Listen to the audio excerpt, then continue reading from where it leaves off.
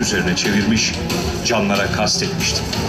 Gözü dönmüş terör örgütü üyeleri Gazi Meclisimizi bombalamıştı. Ancak milletin söyleyecek bir sözü daha vardı. Bismillahirrahmanirrahim. Ya eyyühellezine amenu ista'inu bis-sabri ve's-salah. İnnallâhe ma'as-sabirin. Va'den aleyhi hakkan fit-Tevrati vel-İncili vel-Kur'an.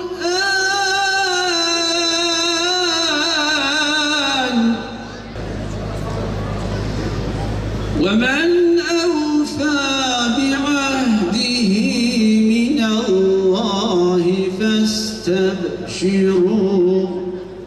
2016 yılının 15 Temmuz gecesi milletimizin istiklalini ve ülkemizin istikbalini korumak için uçakların, tankların, kurşunların karşısına dikilen kahraman milletimizin her bir ferdini hürmetle, muhabbetle selamlıyorum.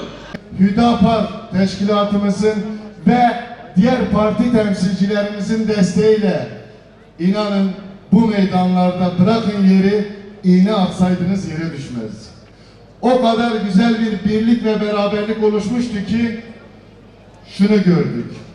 Eğer biz bir olursak inanın kimse bizi yıkamaz. Fitneye yer vermememiz lazım. Bizim kardeş olmamız lazım. Bizim çapulculara meydanı boş bırakmamamız lazım. Bizim terör örgütlerine bizim hakkımızı savunuyoruz deyip de bizim gençlerimizi öldürenlere meydanı bırakmamamız lazım. Ve kardeş olmamız lazım. Ülkemize, bayrağımıza sahip çıkmamız lazım. Arkadaşlar, kıymetli hemşehrilerim, 15 Temmuz bir darbe girişimi değildi. 15 Temmuz bir işgal girişimiydi. Eğer bu gerçekleşmiş olsaydı, inanın şu an Suriye'den bir farkımız yoktu. Irak'tan bir farkımız yoktu. Lübnan'dan bir farkımız yoktu.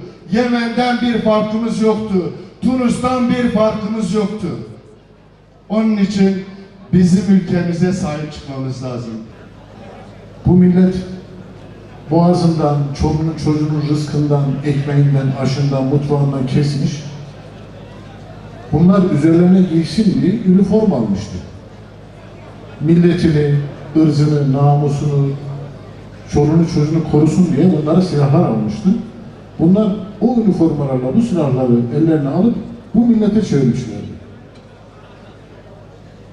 Ama bir şey unutuyorlardı bunlar tabii. Bu millet istiklalinin, bu millet istikbalinin, bu millet özgürlüğünün, demokrasinin ve liderliğinin yolundan ayrılmıyordu. Allah'a şükürler olsun. Ferasetli ve basiretli milletimiz liderinin çağrısıyla beraber yüz binlerce insanıyla beraber sokaklara döküldü, meydanlara döküldü.